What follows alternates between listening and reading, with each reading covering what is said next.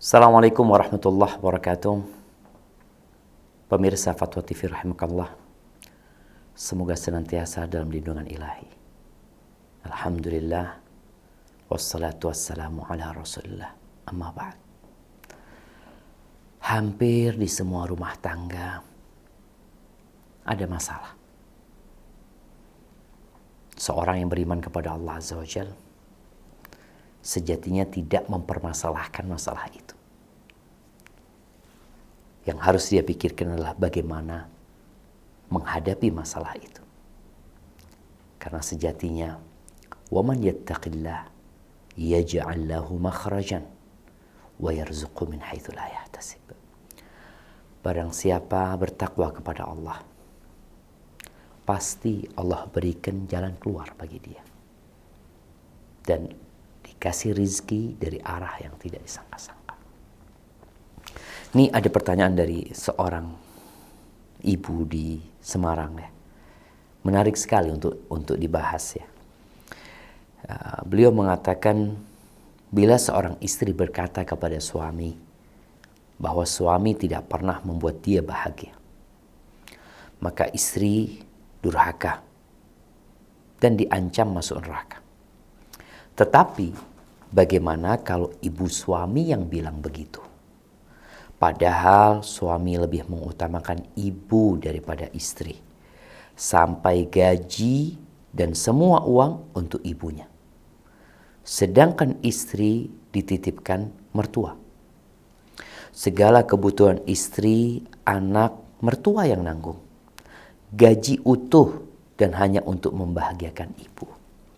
Tetapi waktu suami jatuh miskin dan tidak bisa memberi ibu, beliau bilang bahwa anaknya tidak pernah membahagiakannya. Apakah suami itu berdosa kepada ibu?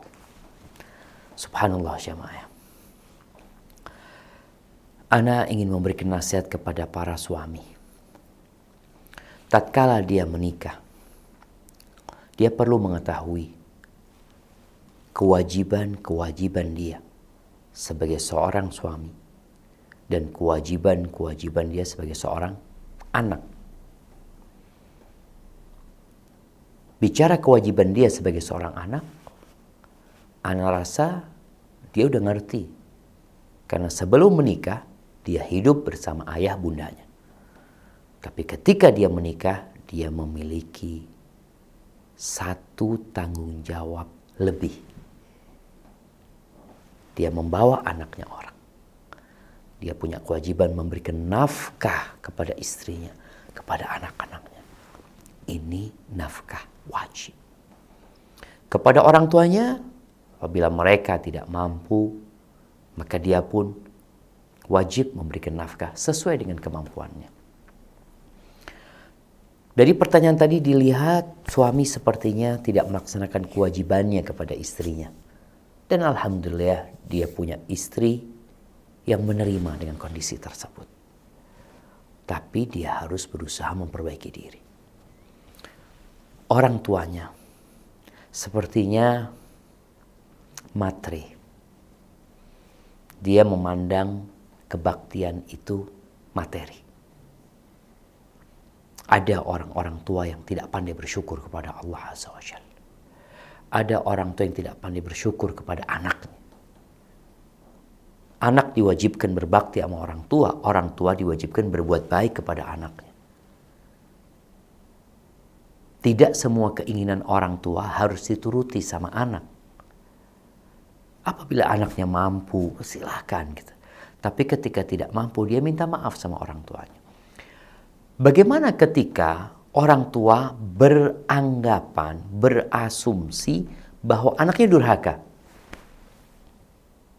Karena anaknya tidak pernah membahagiakan ibunya, anggapan itu nanti pada hari kiamat kelak akan ada persidangan.